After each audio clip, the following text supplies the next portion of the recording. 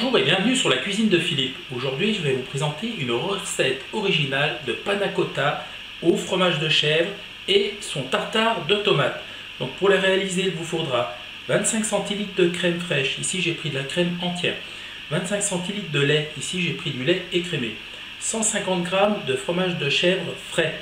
4 feuilles de gélatine. 2 cuillères à soupe d'huile d'olive.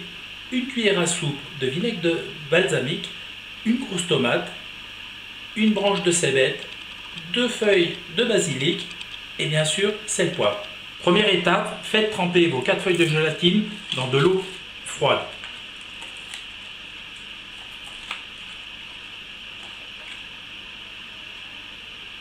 Voilà, et maintenant on attend et on fait la suite de la recette.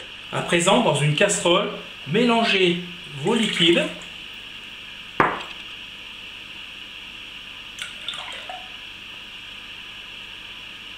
Voilà. Et rajoutez le fromage. À présent, on va mettre cette préparation sur le feu doux et on va porter à ébullition jusqu'à ce que le fromage fonde. Voilà, ma préparation est sur le feu, donc je vais casser avec la cuillère en bois donc mon fromage et je vais laisser fondre tout doucement en portant à ébullition.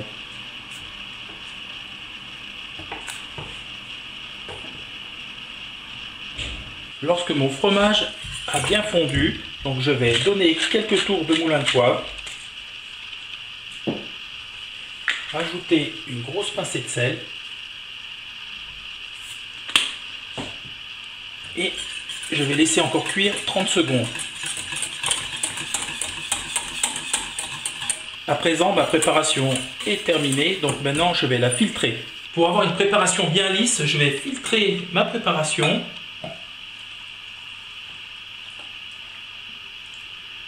Voilà, ça a pour but d'enlever pas grand chose, mais juste les petits grumeaux ou les grains de poivre qui étaient un petit peu trop gros.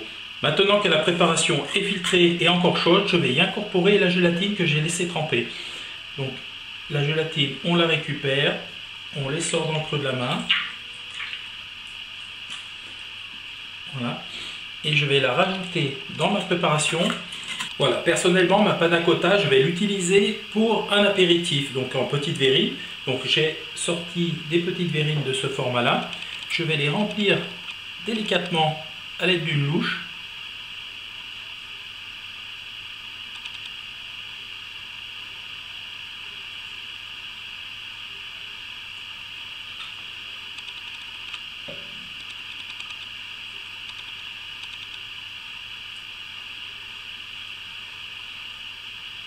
Voilà, mes verrines sont pleines, donc maintenant je vais laisser refroidir à température ambiante et une fois qu'elles seront pratiquement froides, je vais les mettre au frigo et là pendant 4-5 heures, le temps que ma panna cotta prenne bien.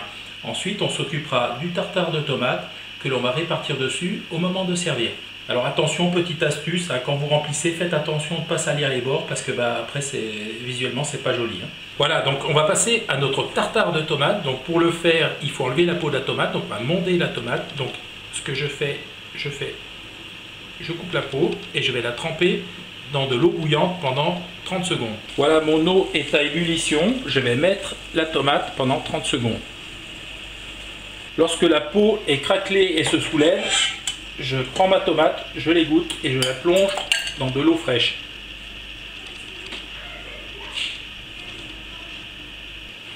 Voilà, on voit donc la peau de tomate se retire tout à fait bien.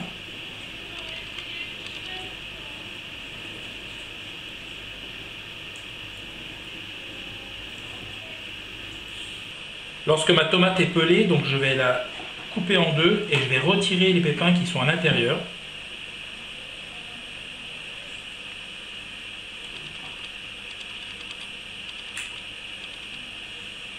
À présent, je vais couper ma tomate et je vais faire des tout petits cubes.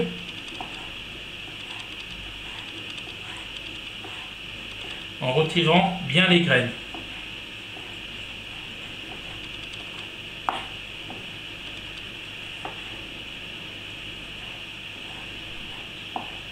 Une fois que ma tomate est bien concassée, je vais faire pareil avec la cébette. Donc pareil, je fais des petits morceaux.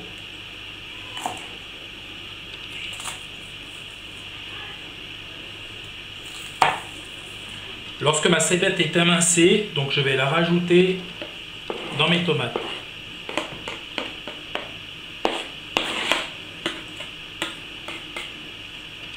À présent, je vais émincer et ciseler mon basilic.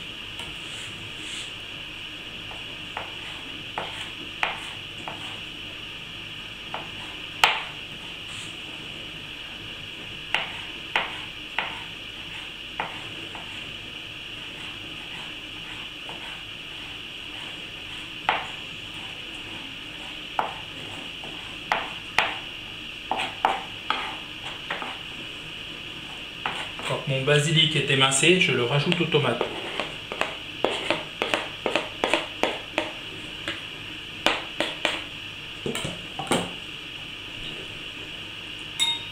Et je mélange.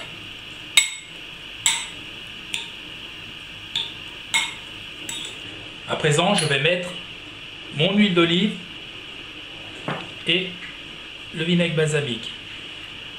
Ensuite, je vais mettre quelques tours de moulin de poivre. Je mélange. Je rajoute également une bonne pincée de sel. Et je mélange. Voilà, notre tartare de tomates est terminé. On va pouvoir passer au dressage. Après 4 heures, nos panna cotta sont bien prises. Donc je vais pouvoir mettre le tartare sur le dessus. Dans l'idée, voilà, donc on remplit sur le sommet comme ça. Et on va pouvoir déguster. Donc voilà, c'est super joli, ça sent super bon. Et maintenant, il n'y a plus qu'à. Bon, je me suis vraiment éclaté à vous présenter cette recette. J'espère qu'elle vous a plu. Si elle vous a plu, un petit pouce bleu, on s'abonne à la chaîne, ça fait toujours plaisir. Sinon, moi je vous dis à très bientôt pour de nouvelles aventures culinaires sur la cuisine de Philippe. Ciao, ciao!